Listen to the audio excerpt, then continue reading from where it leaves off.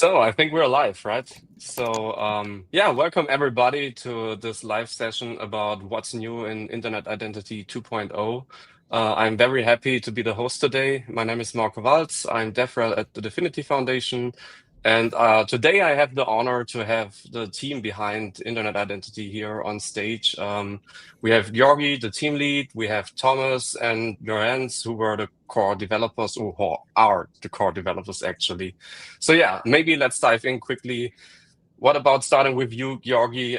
Yeah, I want to start first from the perspective where imagine you are a user that never heard of internet identity before. Can you tell the audience what internet identity is about and what problems we are solving for both the end users and the developers? Sure. Hey, Marco. It's a pleasure to have me here. Um, so, yeah, Internet Identity is really a authentication service. Nothing more, nothing less. Now, every application that developers create requires some authentication. It needs to create accounts for users. Users need to log in and have their space. Maybe it's a social app, maybe it's some application that holds some assets, digital assets, or maybe it's just your file sharing application that you just developed in your free time. And how would you do that? Well, you need to authenticate those users. You need to know who your users and show them to your space there, their space there inside the application. And usually people use some third-party service. Gone are the times when applications had the database with usernames and passwords. And those third-party services, what essentially they provide you is give you some user ID. And those third-party services on the web too really come from big tech companies. Now, imagine you're building a decentralized application on the internet computer and using a Web2 service from a centralized provider. That might not go well with your users. So, what would you do in that case? Well, here comes internet identity to the rescue. It's a decentralized alternative for authenticating users and managing self-managing their identity. But still as simple as the traditional login methods provided by the big tech companies, right? Or at least that's one of the goals, I guess, right? Definitely, that has been one of the design principles that we've been following, and we've been improving it over the years, and we're here for the new version. Okay, yeah, that's a cool word here because yeah, that's what we actually want to talk about, right? What is the main goal of Internet Identity 2.0 compared to the previous version, and what benefits does II 2.0 provide for yeah, again, for the users? Mhm. So, internet identity has been out there for years, 4.5 to be precise, since Genesis of Internet Computer. And it has been authenticating users happily during this time. However, we thought that we can do better and improve the user experience in particular, and make it even simpler for larger adoption of internet computer services and applications built for it. And that's why we built II 2.0. One of the things, as I said, was the user experience. It's obviously different. It feels smoother. It feels slick.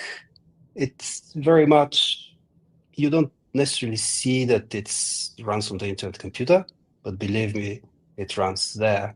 You can follow the canister. That's great, right? So the Yeah. user experience was the core focus of II 2.0, right? To make it as streamlined as Yes, possible, to not even recognize there is a blockchain behind the scenes. that's true. And this just means adoption. The other thing that actually allowed us to really improve the user experience is this evolving standards around passkeys, WebAuthn. And with the latest and greatest standards, we can use discoverable passkeys, for example, where we also got rid of the numbers. Now, it turned out that some people, a handful of people at least, love their numbers from the II current internet identity version. But believe it or not, most of the people, the feedback throughout the years is that those numbers are difficult to remember, they are not very user-friendly. And really, what are those numbers? Is this my username? Is this my PIN or something else? Well, just to Maybe let's go not too deep into that rabbit hole. We will talk later sure. on about the numbers again when we talk about how to upgrade the application, right? So maybe I would hand over the word to the developers behind the scenes now, in case, yeah. So you mentioned shortly passkeys, right? And passkeys have been a core of internet identity ever since, and this is actually the first thing I want to talk about because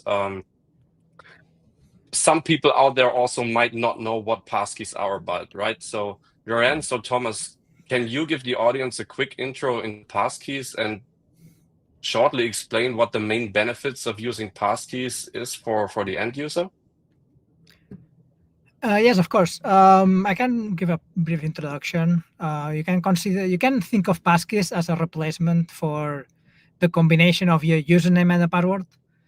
You can think maybe it's like a very long password that it's unique to you, right?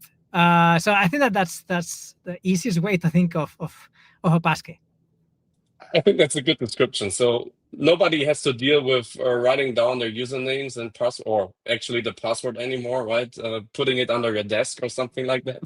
That's actually Yes, something we don't want exactly. to see in the future. Yes, this Hopefully, we will. passkeys, yeah, this passkeys live in your password manager or your device, right? And then that's how you don't need to remember. You just have access to them because you have access to your device or password manager. Mm. Sometimes I see people are confused about passkeys in a sense that they already created some passkey on another application, right? And they asked us about why can't I just reuse my passkey on internet identity? Can you shortly elaborate on that? Why you cannot take over your passkey from another application and use it Yeah. on internet identity? Yes, it's a common misconception. I mean, passkeys are a specific kind of specific type of key, like a cryptographic key that by definition it's bound to the origin of the website, right? So like when you go to Google, like when you go to Google, you see google.com in the URL, or when you go to Internet Identity, you see ID.ai, and when there is such a unique passkey or long password that I mentioned before, that is tied or bound to the domain where it was created. And then you cannot have access to the other ones. This is for security reasons, of course, so that then you need to actively create the passkeys for that domain. Okay, so in general, they are much more secure, right? Yes, In exactly. many ways. And In many private, ways. exactly. Like it's for privacy and security reasons. Yes. Okay, and how do users access those passkeys? Do they need to use biometrics? Is that required? Yeah, that's correct. Like that depends how you access it. Depends on your password manager or device. But normally, common is that they get unlocked with your Face ID or fingerprint. The same way that you also, when you have a password manager, you unlock it with that. Then it's the same flow here. Like you just use your Face ID to that will unlock where your passkey lives, and then you can send or like use this passkey, right? So like you use the fingerprint the same way that the same process to unlock your device or your phone. It's also the same process to unlock your passkey. How would I do that across different devices? Does Internet Identity provide a function for that? Because if I like sign up with my phone, I would maybe like to add my laptop or something like It's a that. good But question. Yes. So Internet Identity provides a way for you to add multiple passkeys to the same identity, so that you can then have multiple devices using different password managers, and then still share the same identity. But also, it's worth noting that recently there have been like a lot of development on this in this area, and now Google or Apple, they synchronize your passkeys across devices for you, right? Of course, as long as you stay in their environment, right? If you only use Apple devices, then they probably synchronize the passkeys for you. So like so passkey created on iPhone will be accessible on your Mac laptop. But that won't happen if you are not in the same environment, right? That can still happen then if you use a cross environment password manager like 1Password or Bitwarden. They also synchronize your passkeys.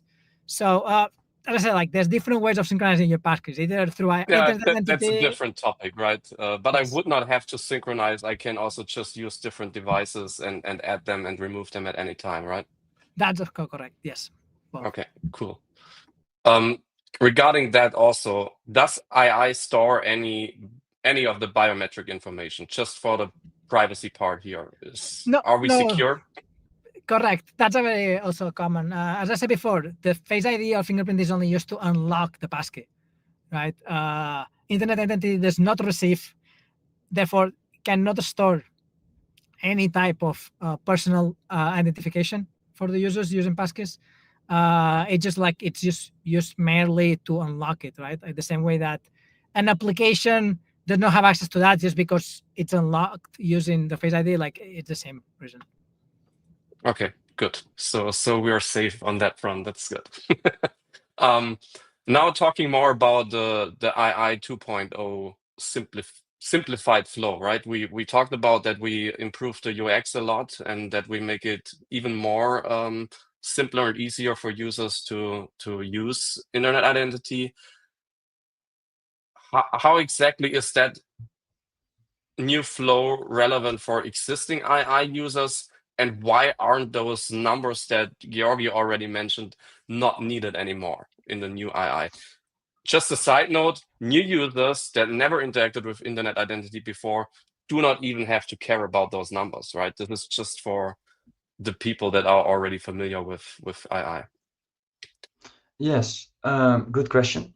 So the main challenge we had previously with II is that with the first iteration of passkeys, back then it was called WebAuthn, the name passkeys wasn't really marketed around that time yet, was a limitation that to be able to authenticate with WebAuthn or passkeys nowadays, how it's called, you need to first look up the particular key identifier so you can tell the device like, hey, I would like to use my biometrics for this particular key identifier to scan my face or scan my fingerprint. The passkey standard has since then evolved and now makes it possible to instead ask the device like, hey, show a pop-up to the user and let them choose themselves which particular passkey they want to use. The benefit here is that within the II experience, we no longer are required to, by the operating system or browser, to pass an identifier to request this face or fingerprint interaction. That means in practice that when the user authenticates with II 2.0, that they can immediately see a pop-up that shows the names of their passkeys. In the case of II 2.0, we name the passkeys the same as the internet identity itself. So if you create a new internet identity with II 2.0 and you call it Thomas, then the passkey will also be called Thomas automatically, which means that the next time you authenticate, you will see a pop-up that says, hey, would you like to authenticate as Thomas? And then you say yes. And then because you told them, you told the operating system I want to use this particular passkey, it will automatically be able to scan your face or scan your fingerprint and send a cryptographic signature to the canister to authenticate. So you will be automatically able to discover those passkeys, right? Without having the user to require remembering any kind of number or phrase, correct? Yes, and this is particularly interesting because previously passkeys weren't synced between devices. So, for example, you have an iPhone and a MacBook. Those were two separate passkeys, which meant that discovery wasn't really useful. But now with passkeys being more commonly synced across devices, so if you have a MacBook and an iPhone and other Apple devices, all of them will have the same passkey. So now with discovery, it can just say, hey, would you like to use this passkey that we have for ID.ai? and then user can say yes, and it will show up on both your phone, both your MacBook, as a discoverable passkey. As a result of that, we no longer need the internet identity number, which was previously used to first ask the smart contract, hey, which passkeys are available, to get a list of identifiers, because we were previously not able to use the passkey APIs without any identifiers. So there was no discovery mechanism. I think we're In very practice, happy to get all the details from you about this. Probably most yes. of the audience does not understand this. So if you have deep dive questions about this specific topic, always reach out to Thomas via the forum or to your ends. I'm sure they are happy to answer all of those questions if you want to go really deep into this. But what's important for the existing users, despite that they don't need to use the identity numbers anymore, they can just upgrade and still authenticate wherever they want, right? So that's the crucial part, in my opinion, that we should at least highlight, right?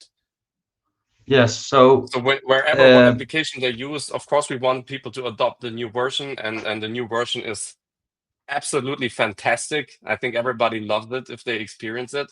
But just to calm down folks that are already used to internet identity, there's no risk they take if they upgrade their internet identity, right? Yes, to clarify, upgrading internet identity means that you're adding one additional passkey to the list of passkeys for that given identity. And compared to the existing passkeys, this will be a discoverable passkey. So you're not removing any passkeys, you're not creating a new internet identity, you're not migrating an internet identity from one system to another. It's the same internet identity. The only difference between the 2.0 and 1.0 is the fact that you add one more passkey. So you can that's cool. But let's jump over to the new folks, right? We have some really great news for developers that want to expand their user base and even attract more traditional users which are not familiar with blockchain at all. And as Georgi already mentioned, many of those use the traditional big tech sign-in methods. And again, Thomas, can you tell us a little bit about the new OpenID support and why this is so important for us? Yes, because users are familiar with Google sign-in, Microsoft sign-in, or even Apple sign-in.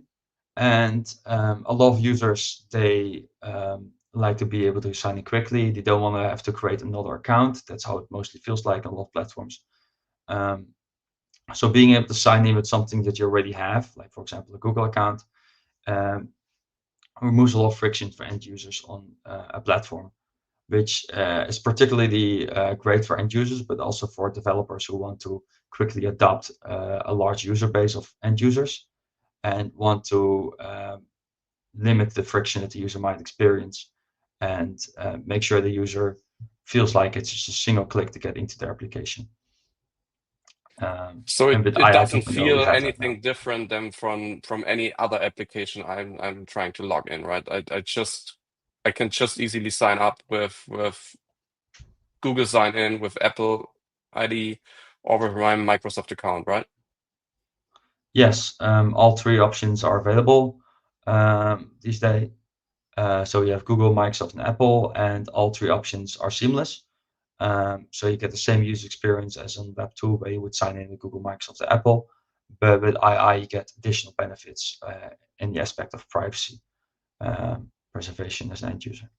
That's a good point. So II does not share any data from these big tech companies with the applications that integrate internet identity, right?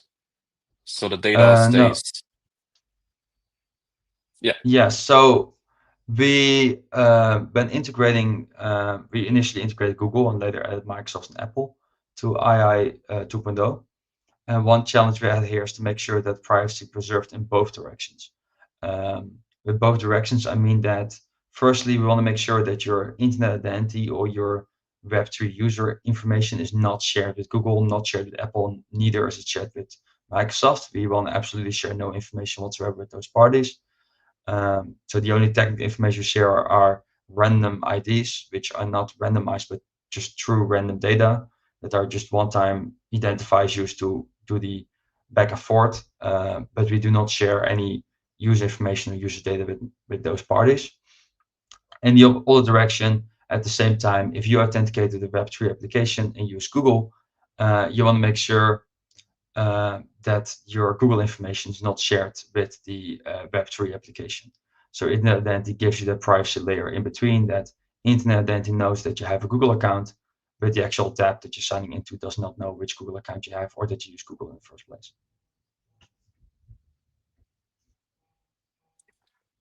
Just before we go ahead, yeah, thanks, Thomas. I mean, that's a really, really important topic, and I love it. I mean, this will bootstrap a lot of adoption. I hope so, at least. And yeah, everybody should share internet identity, in my opinion. It's more secure, more privacy preserving, and actually, I would say even less friction than other traditional authentication methods. So that's really, really cool. Before we go ahead, just a short reminder that you can drop questions anytime in the comments. We're happy to answer them after the talk. But yeah, now, Georgi again.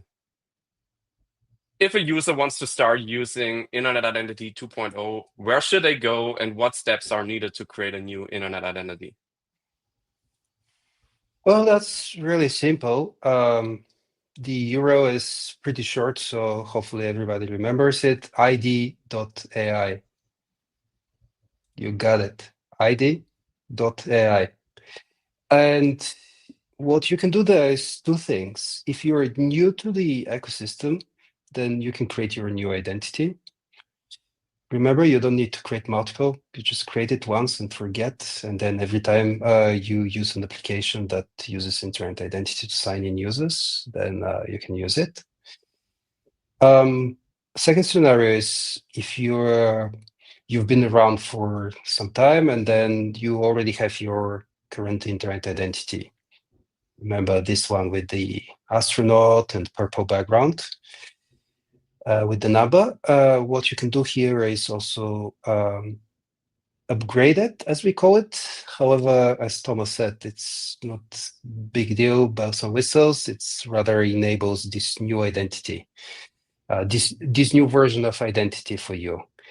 So if you're on the upgrade path, you have an existing identity and you are upgrading it to this new Internet Identity 2.0, you should know one thing. All the applications that you use, you can continue using them. You do not lose access. On the contrary, you enable yourself to use this same identity on applications that use the new version. For example, that's ConkSwap. It might be also Caffeine, if you're one of our early users. If you are not, then wait very soon to experience it yourself once we go with our GA version in mid-October. Cool. So, yeah. That's very cool. So yeah, everybody jump to id.ai, create your account, experience what we just talked about, and I'm sure you will experience that you have less friction and that it's easy as a cake to sign up and create your internet identity there. So I'm quickly looking at the comment section whether we have some good questions there. Maybe you guys can also have a look just in case I don't get something. But before going into the questions, I want to just wrap it up and summarize it quickly. So we have created our own authentication system for Internet Computer, right? We use passkeys, which is much more secure, much more user convenient, much more error prone, right? So users don't have to remember anything. They just need to make sure they get access to their devices or their password managers, which they're using. They can access it from anywhere, anytime across the globe, from any device if they have internet. Yeah, I think that summarizes it quite good. Anything else from you guys you want to share with the audience before or while I'm screening through the questions? I mean, maybe I shall mention also that we have this advanced feature called multiple accounts per applications. And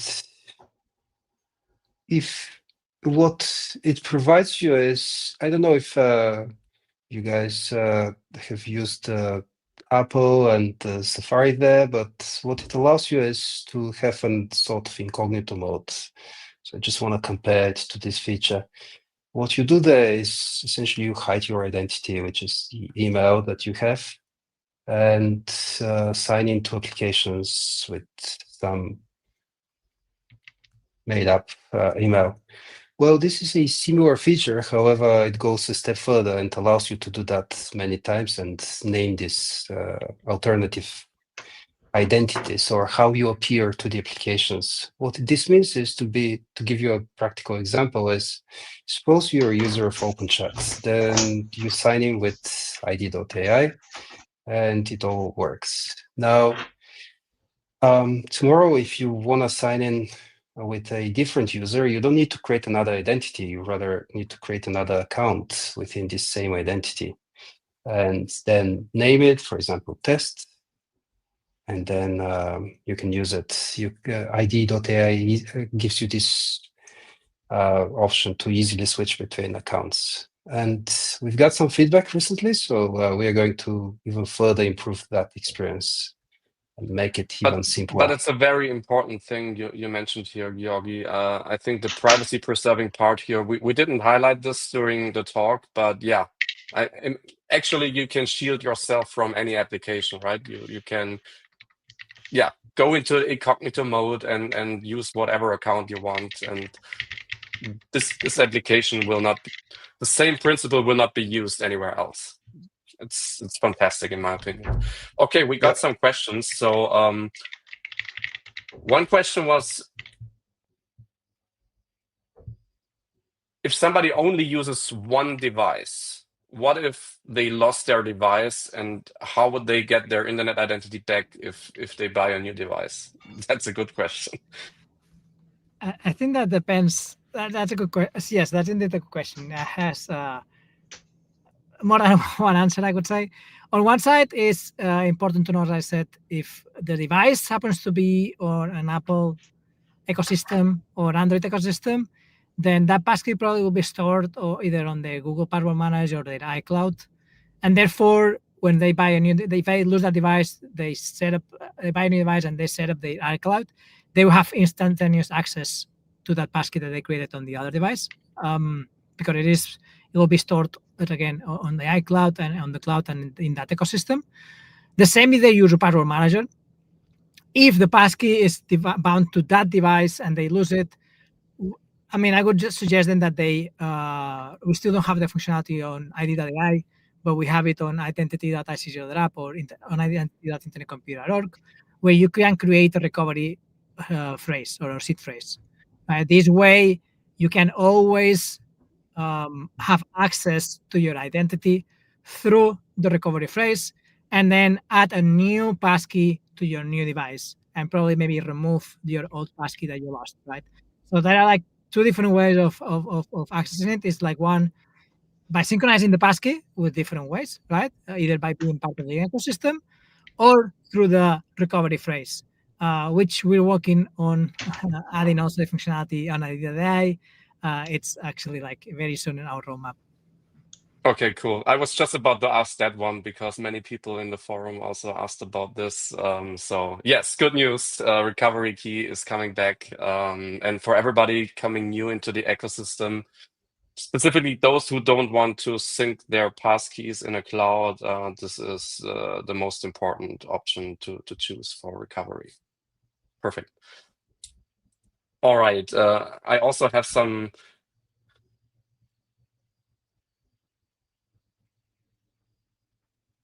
There was also the question on X when we asked several people out there, will this be the last version, or do we have any follow-up plans such as II 3.0, for example? Maybe Georgi?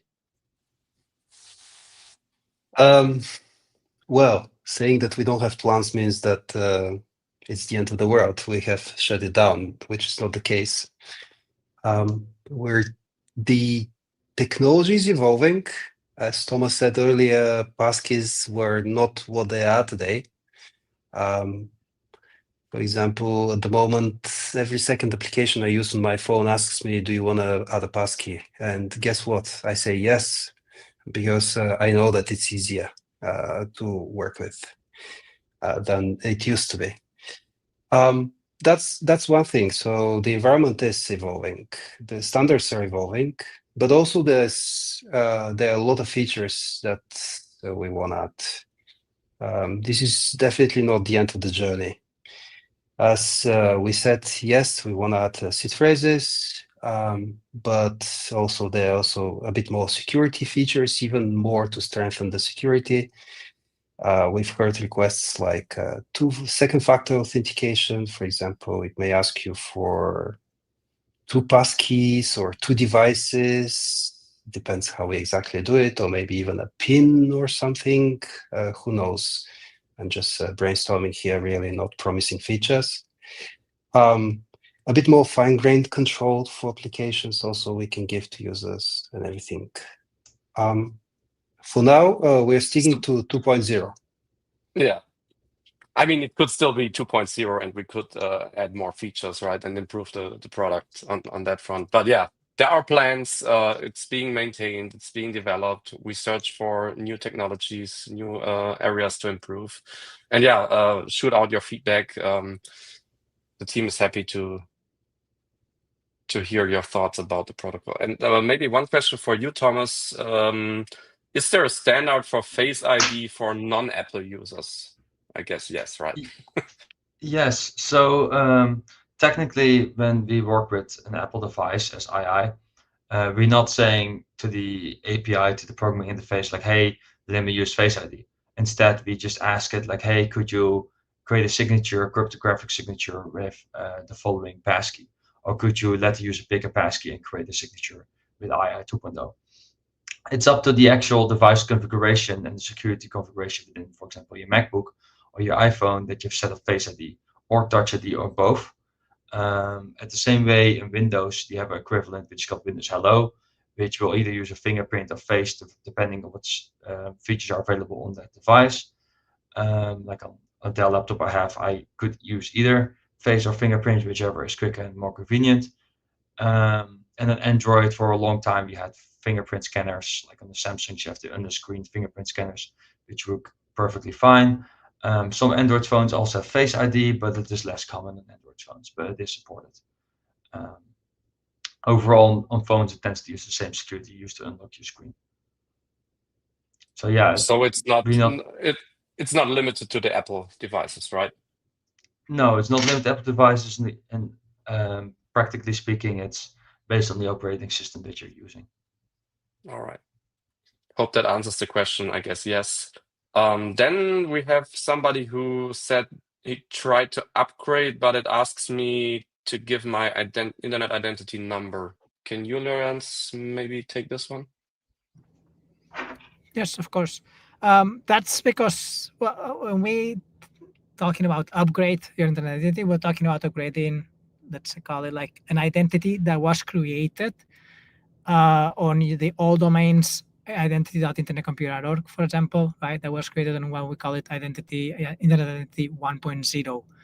And when users created an identity on the old domains, they were given an identity number, right? Therefore, when we ask users to upgrade, we need to know which identity we need to upgrade, or they want to upgrade, and that's why we ask always for the identity number. Like that means that, so like, if you never entered or created an identity on the old domains, then you don't need to upgrade anything. You can, as Georgi said, just create an identity on ID.ai directly. But if you created one identity on the old domains and you want to use it on ID.ai on the new domain, you need to upgrade it, that one. And the way that we know which one you want to upgrade is by this identity number. That's because numbers were used before on the old domains and they are not used anymore on ID.ai. So like if you don't have a number, it probably means that you never created an identity in the old domains and you are free to just register normally without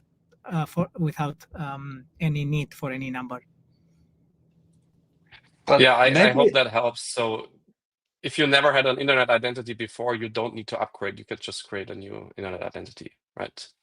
maybe just And to add if you here, already had one, you should hopefully know your number. I mean, there are maybe ways to figure it out somehow, but that's a little bit tricky. just to add here on these numbers, there might be also a different reason why the user is asking this question. To call it the elephant in the room, those numbers are not secrets. Those are not pins. Those are your usernames. And as much as Marco, I know your email, you should also treat these numbers, period. Yeah, also very important point. I think that's a misconception out there sometimes. So these numbers are really, they are public. I mean, you also see people from the ecosystem or from Dfinity even in presentations showing those numbers, right, when they sign in. So yeah, that's public information. All right, I have another question here, which I don't really get. I'm not sure if I should pass it. If perhaps a company of multiple devices wants their systems to work together, perhaps talking to each other, would there be a way for that? Does anybody get the question? I think maybe this is more about devices from different ecosystems, for example, Apple versus Microsoft and Android, Linux. I think people should know that, yes, there is a way to do that. And it's pretty convenient. You can start on, say, Apple device and then move to Microsoft or a browser, and mobile versus browser, desktop computer. Even between Apple devices that are on different accounts, where there's no synchronized passkeys or anything like that. And how you do that is there is a flow inside the authentication. Without authentication, where you say continue on another device. Honestly, I don't remember exact wording here. Maybe Thomas and Lawrence can help me.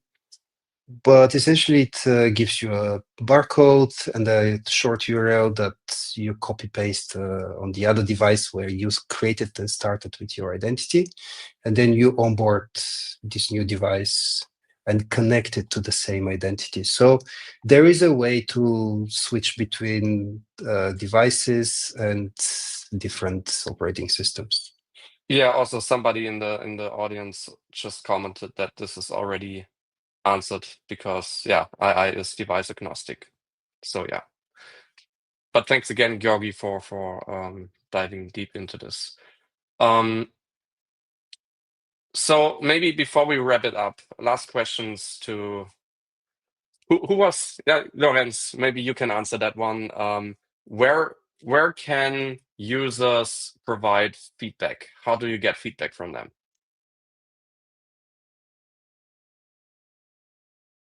So I just suggest X, Platform X, I think is a good way, maybe with the Dfinity dev handle.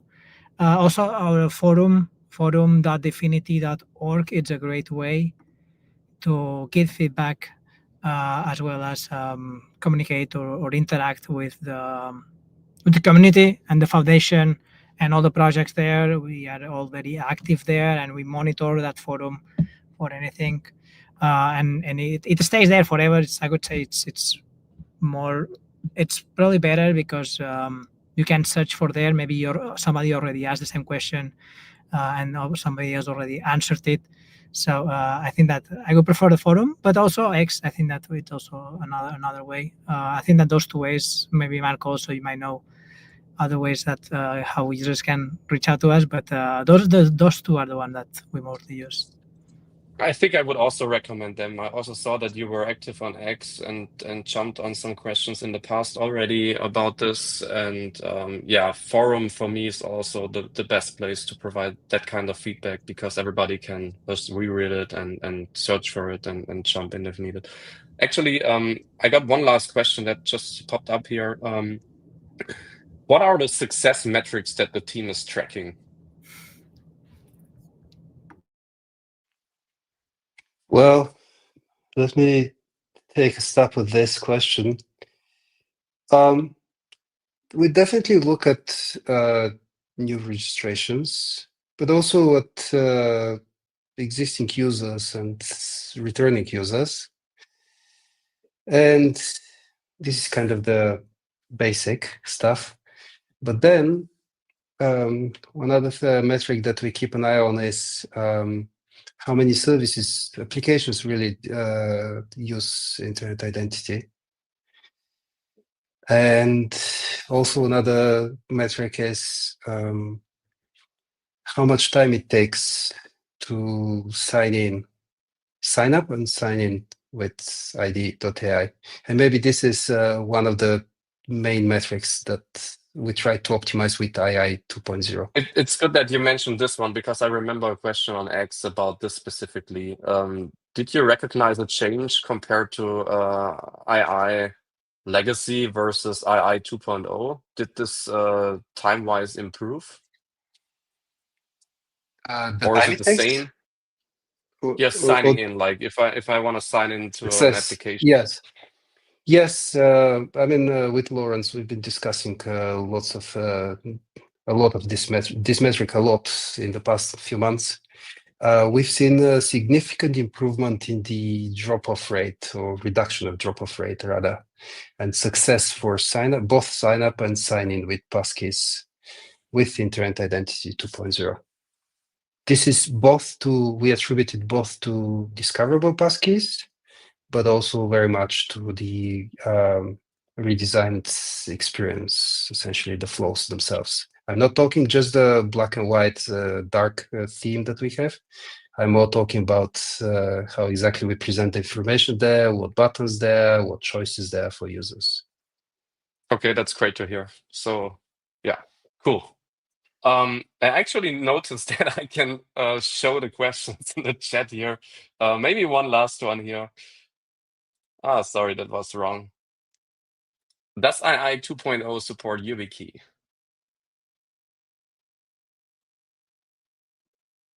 Who wants to take that one? Thomas? I can respond to that. I didn't know that I was muted. Yeah, so we do support UbiKeys. Surprisingly, UbiKeys support the new passkey standard nowadays, which means that you can have multiple passkeys on one YubiKey for a given website. So if you have multiple internet identities, you connect your YubiKey, you touch a YubiKey to show you the list of names, you select the name, you touch YubiKey again, it will be authenticated. So yes, you can use a YubiKey. When you insert a YubiKey into your Mac or your Windows or even Android or iPhone, you will have to select a hardware option at the bottom of the list to be able to interact with the YubiKey instead of the native passkey options available from the operating system itself. But we have full support for UbiKeys. Okay, that's cool. Awesome. Okay, another one here that popped up, and I'm also not sure. Okay, I cannot show it. Why? Okay, now it's being displayed. Just a delay. So not sure if that has been asked, but what happens to the keys of our old II, and does the new II use keys? What happens if our devices? I think we covered that already, right? Maybe you want to quickly summarize it again, Lorenz, and then Yeah, I wrap it can up. summarize it again. I think that from different Tomer mentioned it and Gary as well. When you upgrade to ID.ai, we're only adding one more passkey. And the previous ones stay there. Nothing happens to them unless you do something with them otherwise. So that means that we're just adding one more passkey so that we enable the user to use ID.ai without changing any compatibility with the old domains and the other applications, right? They lose no access. They don't lose any access. Nothing is moved. Nothing is recreated. It's just like one more passkey added. And their old passkeys are still available there to use. Maybe one question from my side about this. So if I upgrade and I go back to the old one, can I still manage my devices there, or is that locked at that point? Yes. No, it's not locked. At the moment, if you go back to the old domains and access it there, you will see your list of passkeys there, and then you can manage them and rename them or remove them and add as you used to be before. On the new dashboard on ID.ai, we're still working on the new dashboard, right? So right now we show the old passkeys only on read only mode. So that we did that just so that people don't shoot themselves in the foot, kind of like to make sure that until we have better dashboard management, which we're working on, we're going to add all the functionality on the current dashboard, of course. But for now, we just add those all those passkeys as read only. Doesn't mean that you cannot do anything. It's just like the ID.ai dashboard. It's still a work in progress a little bit. The functionality that's there, it works and it's on production mode, but there's missing functionality, right? Like the C phrases as well. So it's fully secure. Is when I said in progress, means that it's just not feature parity with the previous dashboard, but everything that is there, it's production grade ready. But that's cool. Right. That means actually that these are completely so it's the same application, right? But completely isolated products, so to say, and I can access my same identity there. I can still use legacy II, but I can continue to use II 2.0 after I upgrade, and both do not affect each other, right? That I mean, do not affect each other. And I mean, what you do in one, you also do it because they are both the same identity, right? So Okay. like when you change on one dashboard, it affects the other dashboard, right? Yes, but like you have two ways of accessing the same information. Okay. Right, and then just so like make it clearer that we added the dashboards there. Make it very clear, let's say, where the passkeys live. So like with this list, you see this passkey were added on the old domains, right? So like you can differentiate which are the new passkeys and which is the old ones. That is already there, right? So like you don't remove accidentally anything that you don't want to remove. Okay. Yeah, thanks again, Lorenz, for answering the latest questions. Thanks for having us here. Thanks for joining, Georgi, Lorenz, Thomas. Was a nice conversation. And yeah, now I recommend everybody to head over to ID.ai and play around with internet identity and check out the ecosystem on the internet computer. Thank you. Have a nice day. Bye-bye.